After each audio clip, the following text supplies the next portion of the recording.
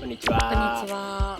私たちは日本一周後に北海道に移住した夫婦です。はい。2年前に自分たちで車中泊仕様に DIY したこちらの軽バンで日本一周をしました。はい。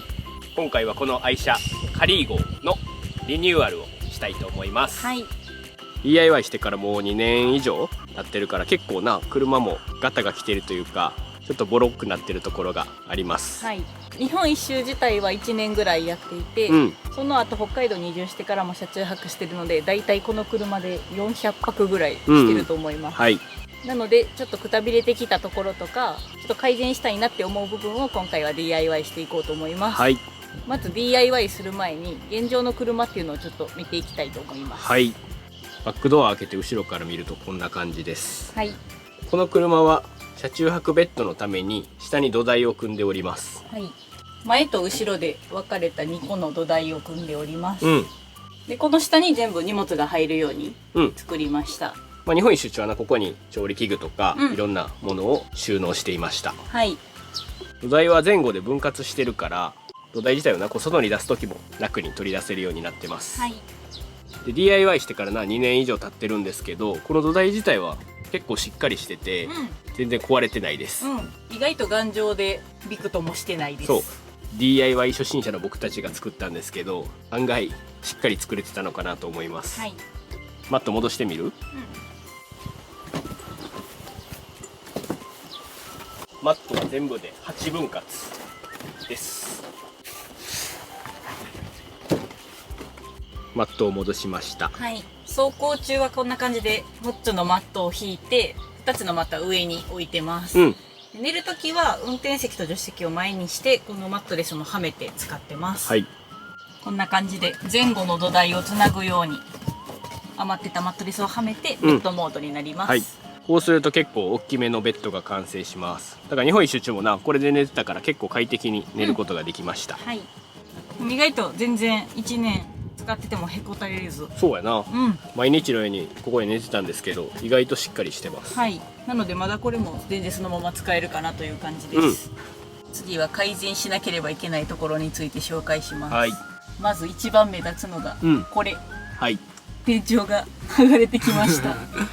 天井もビニールレザーを貼ってるんですけど、スプレーのりで接着したんですけどこの前の部分がもう剥がれてきてしまいました。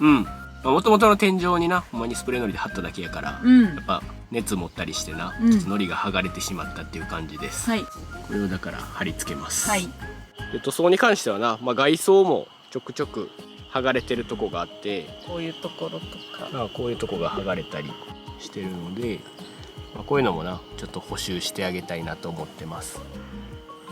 実は日本一周終わった後に一回大阪でそういう補修作業したんですけど、またやっぱりちょっと剥がれてきたんで、もう一回やりたいと思います。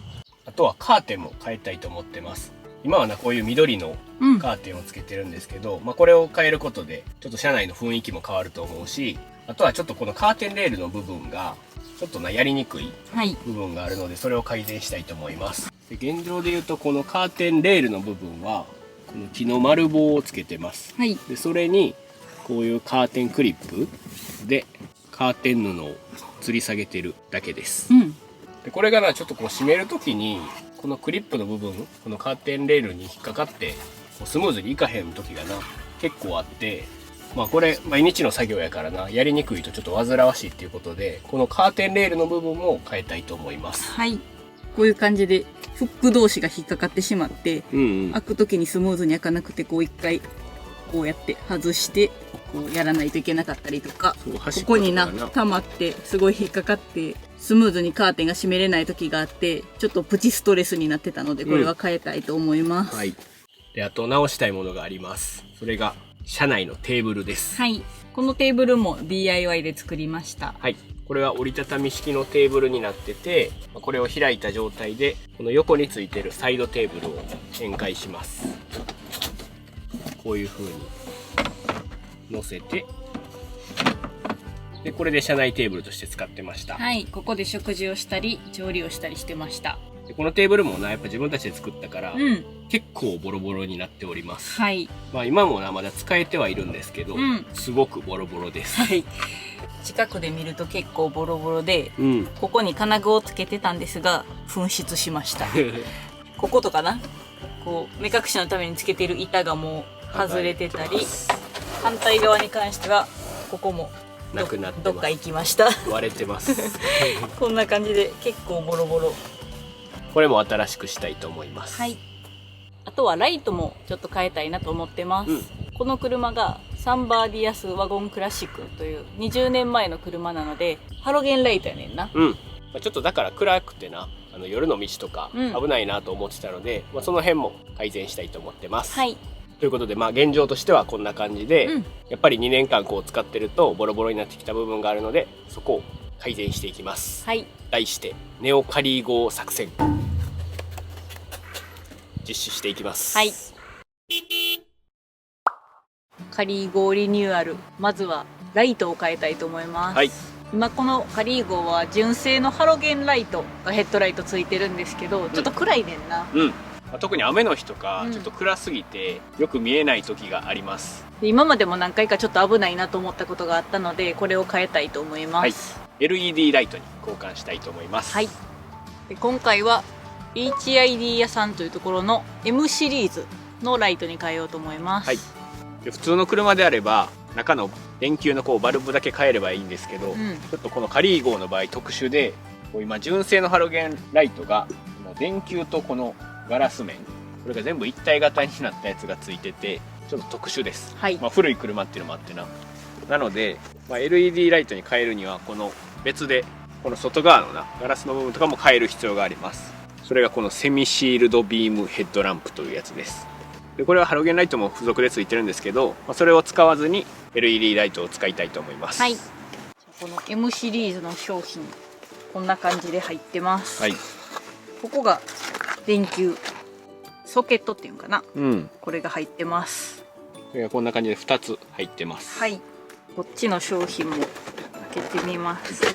純正の今ついてるやつもこのコイトさんというメーカーのやつなんですけど、この交換式の方もコイトさんの商品を買いました。はい。こんな感じのライトが入ってます。こっちのレンズと後ろに電球がついてる形なので、この電球が交換することができる商品です。で純正のやつはもうこれが全部一体化になってるから、電球が切れたらもうこれごと全部変えないといけなかったんですけど、これは後ろの電球だけ変えればいいというような商品です。はい。この商品は、このカバーを外すと中がこんな感じになってます。はい。でこれもともとセット売りだったんで、今ハロゲンランプがついてるんですけど、ここを LED に変えます。この金具を外して、でここがこんな感じで取れます。ここがハロゲンやねんな。だから玉が切れたらここだけ変えればいいんですけど、今回これはもう使わないので、この HID 屋の LED ライトに変えます。私たちの車は H4 っていう型なんですけど、同じような形になってるからはめるだけです。こんな感じで、はめてこういう形で使うということです。今回はハロゲンから LED に変えるんですけど、LED もハロゲンもどっちにもメリットデメリットっていうのがあります。まずこの LED はとにかく明るい、それが一番のメリットです。今までちょっとハロゲンだったのでほんまに暗かったから、このメリットの方が大きいかなと思って私たちは LED に変えることを決めました。ただハロゲンは暗いから悪いのかというと、そういうことでもなくて、 LED と違ってハロゲンっていうのは熱を持つので、雪の降る地域ではいいというふうに言われてます。雪が降ってる中走るとどうしてもヘッドライトに雪がついてちょっと見えにくくなると、ただハロゲンであれば熱を持つのでその雪が溶けると、そういうメリットがあります。なので雪国の人とかは結構ハロゲンライトでもいいかなと思うんですが、私たちも北海道に住んでて雪は降るんですけど、北海道は夜になると野生動物が結構出てくんねんな。暗くてちょっと気づくのが遅れてぶつかりそうになったこととか今まであるので、明るい方が私たちにとってはメリット大きいかなと思って変えることにしました。車屋さんとかにもいろいろ相談したんですけど、どっちにもメリットがあるし、どっちがいいとか悪いとかいうことじゃないので、それぞれの住んでる地域とか生活とかに合わせて選ぶのがいいということでした。特に最近の新しい車とかはなもう全部 LED になってるからそこまで気を使わなくてもいいよということだったので変えることにしました。はい、北海道ぐらいの雪国になると LED であれハロゲンであれ多分めちゃくちゃ雪降ってる時はそんな溶けるとかはないと思うので、ほんまに雪がめっちゃ降ってる時はもう運転しないとかそういうことの方が大事だと思って今回は LED ライトに変えようと思います。はい、LED はすごく明るいので対向車がめっちゃ眩しいんじゃないかとか車検に通るのかとかそういう疑問を持たれる方もいるかもしれないんですがこの HID 屋さんの LED ライトは車検適合のものです。はい、光軸設定さえしっかりすれば対向車にも迷惑がかからないようにできます。はい、で普通の車であればこのヘッドライトの交換とかって自分でできると思うんですけどちょっとカリー号の場合は古い車っていうのもあってちょっと自分たちで変えるのが怖いので車屋さんにお願いしようと思います。はい、その方がな光軸の設定とかもしっかりしてくださるということなので私たちは車屋さんにお願いしようと思います。はい、で今回はヘッドライトと合わせてルームランプとバックランプこちらも LED に変えようと思います。はい、それも HID 屋さんの商品があるのでそれに交換したいと思います。はい、それではルームライトを変えたいと思います。はい、ここですね。はい、カリー号にはあります。これに変えます。こういうのが2つ入ってます。はい、まずつけてみるか変える前にこんな感じのオレンジ照明です。はい、カメラやとちょっと明るく映るんやけど、肉眼では結構暗いな、うん、ちょっと物とか探すには暗いかなっていう感じです。はい、こうカバーしてるだけなので、はい、外します。普段このライトあんまり使わへんねんけど、でも明るくなったら使うかも、便利やし。こんな感じで電気が1個ついてます。はい、外すだけやな。パッと簡単に外れます。はい、これを付け替えに。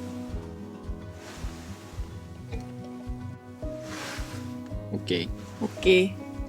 お、もうめっちゃ明るい。ちょっとカバーします。めっちゃ明るくめっちゃ簡単に変えれた。ルームライト変えたことないから。そうやな。いきます。はい。おお。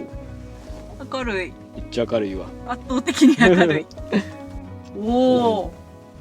横のその照明ぐらい明るい。これ1個で。すごい。変わったな。なんか色も白っぽくなったな。そうやな。このライトを変えるという概念があんまなかったから今まで暗いから使わんとこうみたいな感じやってんけど、これは便利やな。この横のライトは私たちモバイルバッテリーをつないでな、使ってるから一回一回つながなあかんかったんやけど、これをとりあえずつけるという手が出た。このいつも使ってる車中泊ライト2つと同じぐらい明るいかも。すごい。むしろこの天井のやつの方が明るい。明るい。確かに。すごい。これすごいな。それではカーテンを変えていきたいと思います。はい。まずは用意したものを紹介します。はい。自在カーテンレール。はい。ニトリで買いました。はい。普通のカーテンレールはこう直線でまっすぐなんですけど、これはこう曲線とかにも対応できる、曲げられるカーテンレールです。はい。これを2つ買いました。はい。カーテンはAmazon かな、で安いカーテンを買いました。はい。ちょっと短めのカーテンです。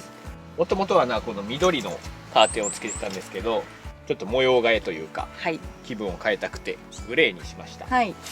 この元々のカーテンはカーテンというよりはなカーテン布だったんで、もう布をこう直接クリップでつけてるんですけど、これはちゃんとカーテンなので、こういうフックがついたものになります。はい。ちょっと長さが合わない部分があるので、これはカインズで買ったんですけど、こういう裾上げテープ、これを買いました。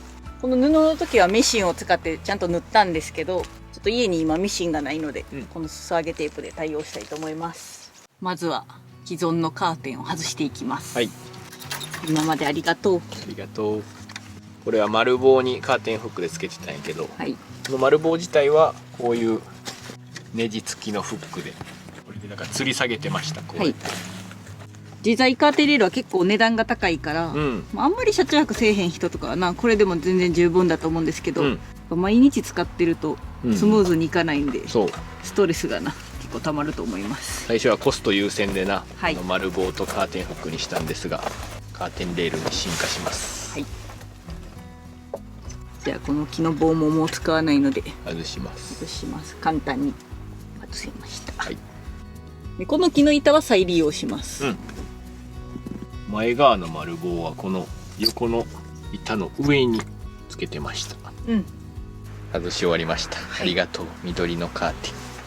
お役ごめん。ありがとうございます。あかりが頑張ってミシンで縫ったやつ。おばあちゃんちの。こんな感じで、天井の板だけ残りました。はい。でこの板にもう直接自在カーテンレールをつけていこうと思います。はい。で前のところだけ板がないねんな。だからこういうホームセンターで木を買ってきたので、これをこう渡して、前はこれにレールをつけたいと思います。はい。この板はちょうどな、ここを測ってぴったりに作ってるので、まずこれを渡します。はい。結構ぴったり作ったから止まる感じ。はい。まあちょっと固定するのはこの上にこういう端材をかまして下からビスって固定しようと思います。はい。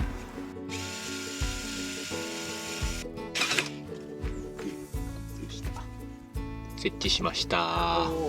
ついたついた。まあ若干こう隙間があったりするんやけど、それはご愛嬌でがっちり固定することができました。お、強いね。いよいよこれをつけていきます。これ使ったことないからな。全然わからんよな。これは長さ 3.1 メートルを買ったんですけど、途中でこう切ることができるから短くもできると、そういう商品です。自在レールカーテンのブラケットっていうやつをつけていきます。レールを取り付けるためのブラケットをここに等間隔でつけていきます。はい。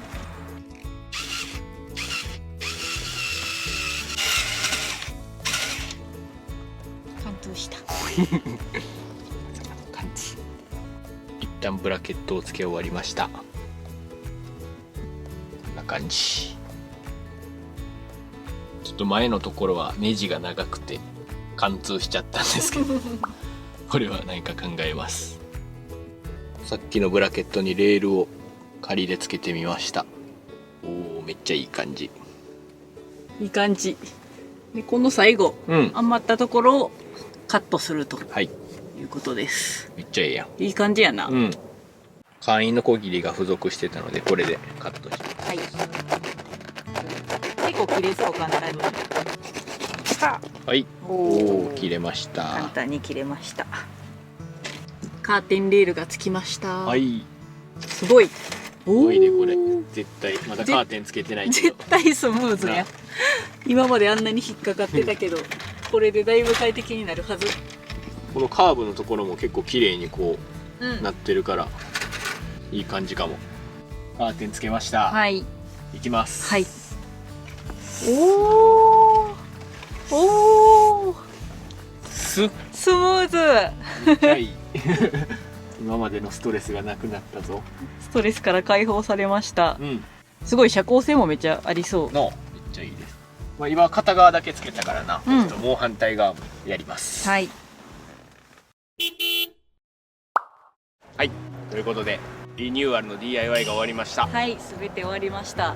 夏ぐらいからなちょこちょこ進めてたらご覧の通り季節が変わってしまいました。冬になって雪が積もりました。はい、全部終わる頃には冬になってしまったけど、なんとか今年中にはできました。はい、まあ、改めて全体を紹介していきたいと思います。はい。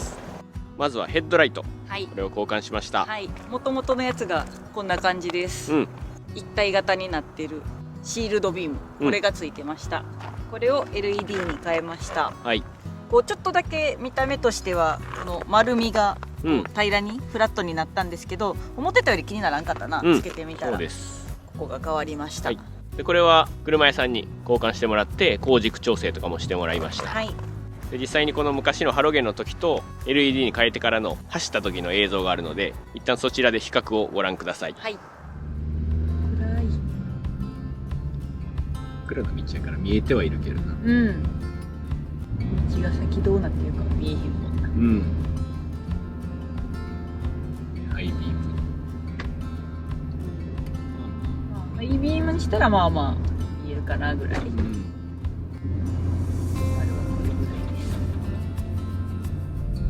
全然見え方が違う、体感は。真っ暗な道の方が分かりやすい。そうやな、分かる。カーブ全然見えへんかったけど見えるもん。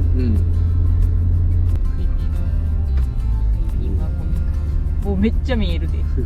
すごい。動物も見えるな。なあ、安心して走れそう。外でこれぐらい見えるから。うん。でこの横とか。横がなんか見える。うん。見えやすくなった。あれ、なんかおる動物を見つけました。キツネかな。珍しく左側になんか、ほら、あそこ。お前なんかおる。まさにこういうシーンが。何かわからんけど。キツネかな。キツネやな。まさに北海道ではこういうことがあるから。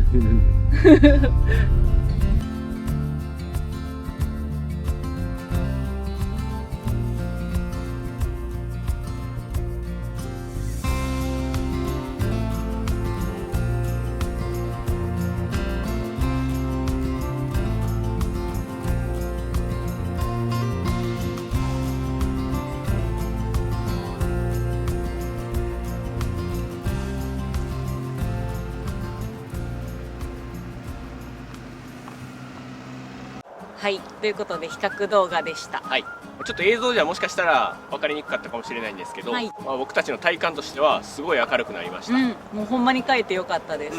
今までやっぱハロゲンでちょっと暗かったので夜野生動物とか見えにくかったりしたんですけど、この LED に変えてからは結構周りとかがなはっきり見えるようになって視認性が上がりました。はい。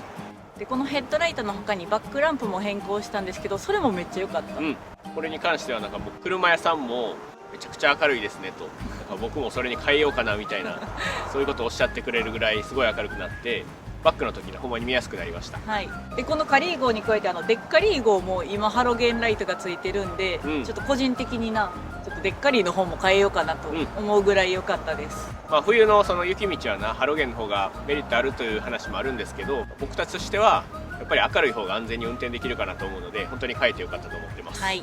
であと外側は塗装の剥げていたところを塗り直しました。上から筆でパパッと塗っただけです。まあこれは細かいところをちょっとずつこう塗っていって剥げてるとこを塗り重ねていきました。はい。これは今後も使っていくうちに剥げたりすることがあると思うので、その度にちょっとずつ塗っていこうと思います。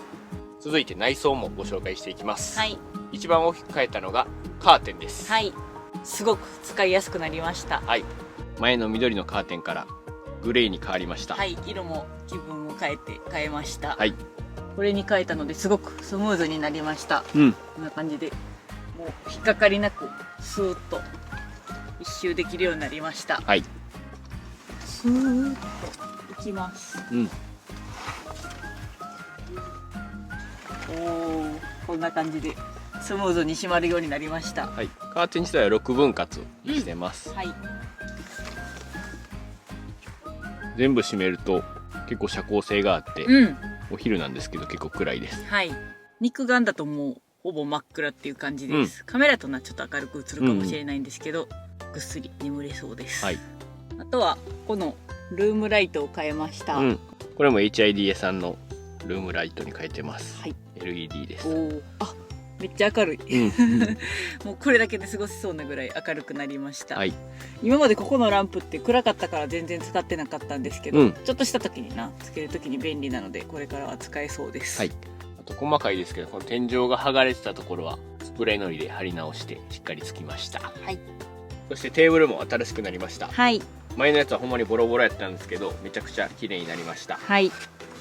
こんな感じの折りたたみのテーブルです。はい。でこれはちょっと自分たちでやったんじゃなくて、知り合いの大工さんに作っていただきました。はい。デッカリー号のベッドを作っていただいたのと同じ大工さんにちょっとお願いして、前使ってたテーブルの寸法を送って新しく作ってもらいました。もう全然自分たちで作ったやつよりも綺麗です。はい。なんか自分たちで作ったやつはもう旅中からどこかが壊れたりとかしてたんですけど、さすがプロの力で綺麗にしてもらいました。はい。テーブルモードにしてみます。はい。はい。でこれは一応クリアに塗装してます。はい。塗りました。それだけは自分たちでやりました。はい。あとは全部やってもらいました。はい。前のテーブルと同じようにこの車体につけた折りたたみのサイドテーブルの上に乗せて使うという感じです。だいぶしっかりしたので安心して調理とかもできそうです。はい。ということでカリー号をリニューアルしました。はい。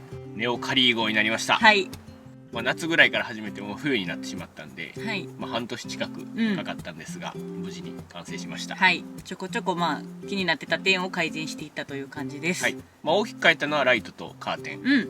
でライトに関しては今回 HID 屋さんに提供いただいて変えたんですけど、もっと前から変えたらよかったなと思うぐらい良くなりました。はい、ほんまやったら日本一周前からもう変えといたらよかったなと思うぐらい、変えてその良さに気づきました。はい、やっぱり日本一周中は結構雨の日とか、夜とか結構暗くて危ないからあんまり走らないようにしてたんですけど、これに変えたらもう安心して走ることができると思ったので、もうちょっと移動の幅とかも広がったかなと思います。やっぱ雨の日が特に見にくかったんで、それが改善されたら本当に良かったと思ってます。はい、もし今の車でライト暗いなと思ってる方には本当におすすめです。はい、であとはカーテン、これも変えてめっちゃ良かったです。やっぱり使ってる時に結構使いにくいなと思ってることも多々あったので、これはほんまに変えてよかったです。